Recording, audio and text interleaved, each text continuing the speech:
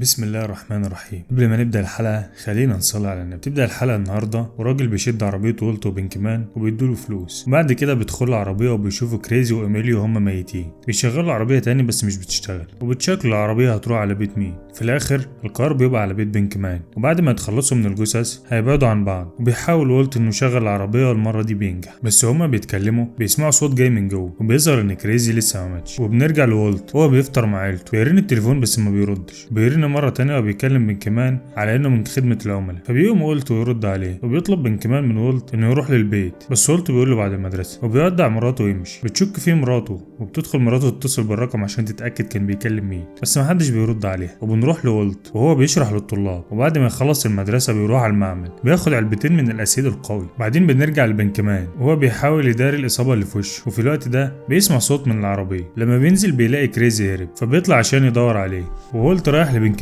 بيشوف كريزي وبيحاول ياخده معاه، بس كريزي بيهرب منه. هو بيجري منه وبيتخبط في شجرة وبيغمى عليه، فبينزل ولت وياخده ويروح لبنكمان. وبنروح لمرات ولت وهي بتدور على الانترنت على صاحب الرقم، وبتشوف صور بنكمان وبتعرف جوزها كان بيكلم مين. وبنرجع لولت وبنكمان وهم واقفين قدام كريزي وهو مغمى عليه. بعدين بيسيبوه يطلعوا. بيسأل ولت لو كان اللي في العربية مات، رد عليه بنكمان وقال له ايوه مات بنسبة 100%. فبيسأل ولت بنكمان لو يعرف اي حاجة عن كريزي، بيرد عليه بيقول له ما عرفش غير ان اسمه كريزي 8، وكان كل تعامله مع ابن عمه إيميليو. وهما بيتكلموا بيسمع صوت جاي من الطابق اللي تحت، فبينزلوا يشوفوا كريزي. وبيروح بنكمان يجيب حاجة من الموتوسيكل وبيربط بيها كريزي من رقبته. بعدها بيطلعوا يكملوا كلام انهم هيعملوا ايه في جثة إيميليو وهيتصرفوا ازاي مع كريزي. وبينتهي الكلام على ان هم هيحللوهم كيميائيا عن طريق الإذابة بالأسيد القوي. بنكمان قال له انت بتتكلم جد؟ قال له قلت ايوه بتكلم جد. كل واحد فينا هيتعامل مع الجثة، وهيستخدموا العملة عشان يحددوا كل واحد فيهم هيتعامل مع ايه. واختار بنكمان الراس. بعدها راح بنكمان عشان يجيب بلاستيك، ورن على ولت عشان يسأله اي نوع. قال له بولي اثيلين، وانه يدور على مثلث في القاع مختوم BLDPE. بعد ما لقى بنكمان قال له اعتقد انه ضعيف والاسيد هيدوب في البلاستيك ده. رد عليه ولت قال له لا. بعدين مسك ولت مسدس ونزل عند كريزي، بس كريزي فاق وسأله انت جاي تعمل ايه؟ فساب ولت وطلع وقفل الباب. كريزي طلب منه ميه، فراح ولت جاب له اكل وميه قدامه. هو ماشي كريزي سأله فين إيميليو؟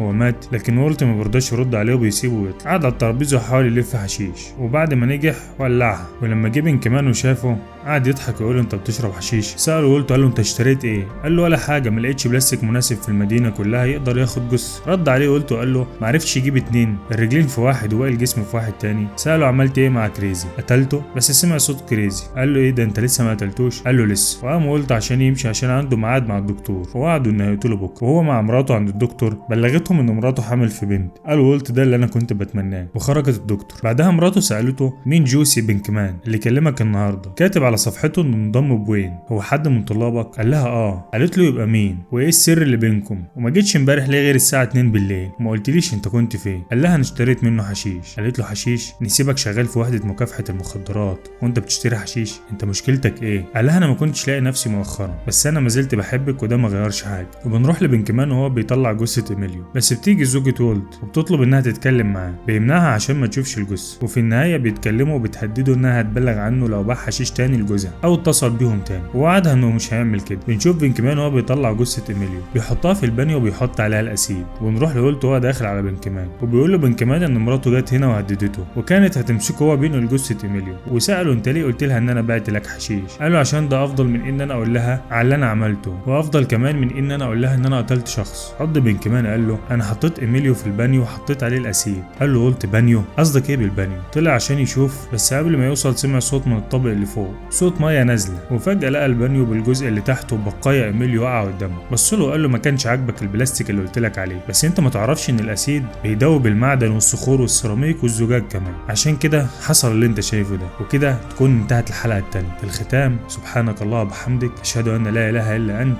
استغفرك واتوب اليك.